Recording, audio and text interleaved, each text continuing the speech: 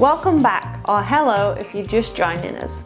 I'm teaching you about the fundamentals of a DSLR camera and the ins and outs of each setting in manual mode.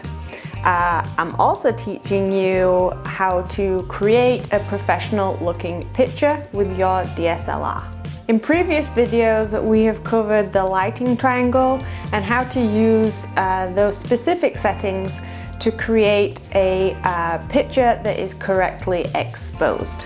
But what's the use in knowing all of that if you can't keep your picture in focus? It's one of my bugbears in photography actually.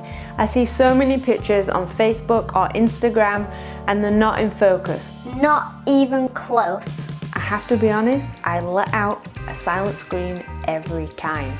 Anyway, let's put an end to that. For my sanity, I'm going to teach you how to focus.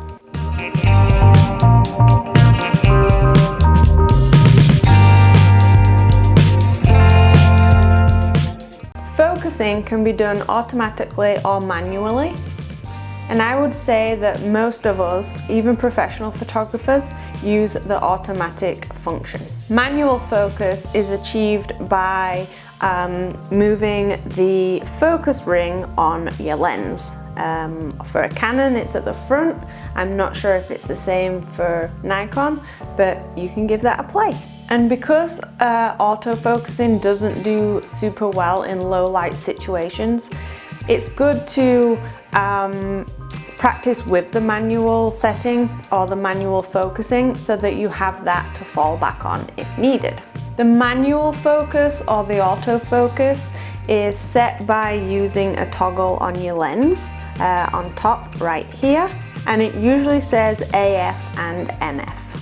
In the autofocus mode, you would press your shutter button halfway down, and that instructs the camera to focus on whatever your focus point is pointing at.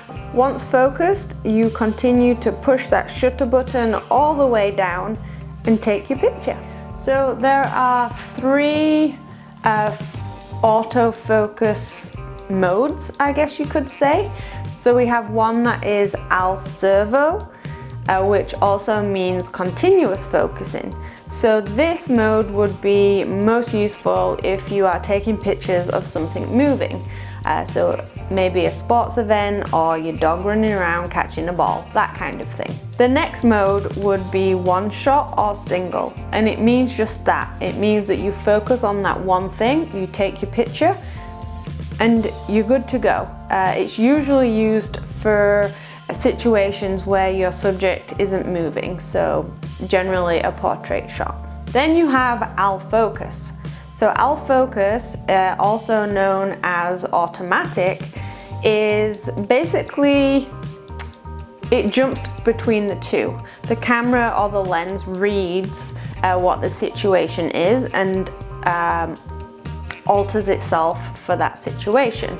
So you might have, you know, a subject just standing there, you want to do portrait mode, so it focuses for that, but then you want to capture your subject walking, for example, and the camera will realize that your subject is now moving and it will switch to that focus mode. So how do you know if you're actually focusing on the right thing? How do you know if you're focusing on your subject? There are focus points visible through your camera's viewfinder, and depending on the model of your camera will depend on how many viewpoints may be visible in your viewfinder. You could have 9 points all the way up to 61 points. And just because your camera is capable of that doesn't mean you have to have them. But the more points you can see in your viewfinder, the more you can finely tune your focus. When you press the shutter button halfway down on your camera to focus on something, you will see the focus point or points in your viewfinder. They will light up and there will also be a beep. That lets you know that you have focused on something. If you don't see the points light up or hear that beep, it means the camera can't find what you're wanting to focus on. Now that situation might arise if your lens is too close to your subject, for example, or if your subject or situation is too dark. So that's where manual focusing would come in. If your subject or situation is too dark and autofocus can't find what to focus on, manual focus will do that for you. So whatever your focus point is pointed at, that is what is going to be in focus. There are a few focus point options when it comes to focusing, but I would just suggest that you use the spot focus, which basically gives you the most critical and accurate focus. And when focusing on a person, always, always, always focus on the eye. Focus on the eye that is closest to the camera, and that is why spot focus is probably the best option when it comes to the focus point, because it's really going to narrow in on that tiny area. You can also change where your focus point is so that it's not always in the center, because let's face it, your subject isn't always going to be in the center, or at least you won't want it to always be in the center, and that is okay. But I'm going to cover that when we do the composition video, which will be next week. So make sure that you are subscribed so that you can catch that video when it's posted. So I want to finish off by reviewing your image on playback once you've taken it, to make sure that you got your focus on point. Pun intended. The image that you see in playback, the full image here, is known as an interpolated image. An interpolated image basically is a fraction of the size of its true size, giving a false sense of focus.